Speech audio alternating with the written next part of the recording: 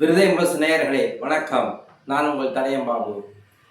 இன்றைக்கு தமிழக வெற்றி கழகத்தின் சார்பில் மாமல்லபுரத்தில் கிறிஸ்துமஸ் விழா கோலாகலமாக கொண்டாடப்பட்டது.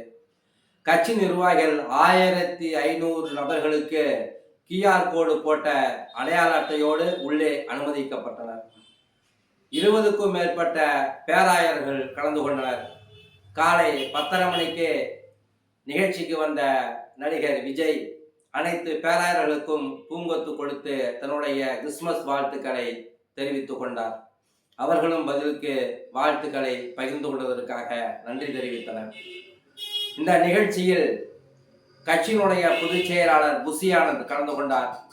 தலைமை ஒருங்கிணைப்பாளர் முன்னாள் அமைச்சர் திரு செங்கோட்டையன், தேர்தல் பிரச்சார மேலாண்மை செயலாளர் திரு ஆதவ் அர்ஜுனா, துணை பொதுச் செயலாளர்கள், இணை பொதுச் செயலாளர்கள் என பல முக்கிய நிர்வாகிகள் கலந்து கொண்டனர்.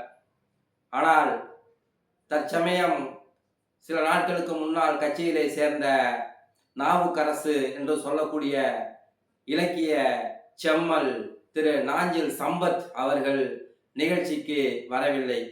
அவர் கட்சியில் சேர்ந்த பிறகு ஈரோடு கூட்டத்திலே வருவார் என்று எதிர்பார்த்தார்கள். அந்த மக்கள் சந்திப்பு பொதுக்கூட்டத்திலேயும் பேசவில்லை.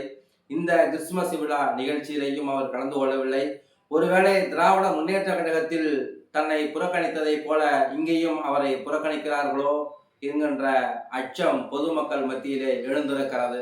ஏனென்று சொன்னால் நல்ல பேச்சாளர், கிறிஸ்துவர்கள் அதிகம் ஆளக்கூடிய கன்னியாகுமரி மாவட்டத்தை சேர்ந்தவர்.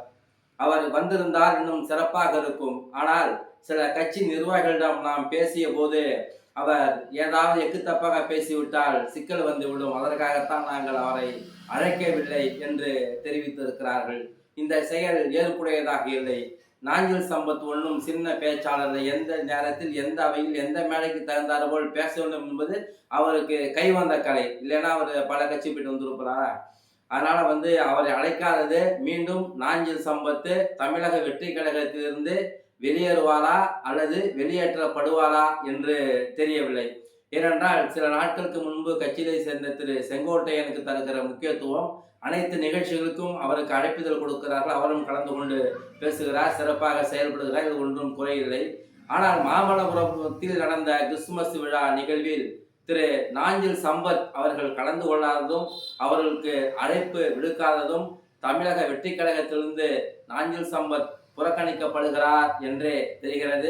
விரைவில் வெளியேறுவாரா என்று பொறுத்திருந்து பார்ப்போம். நன்றி, வணக்கம்.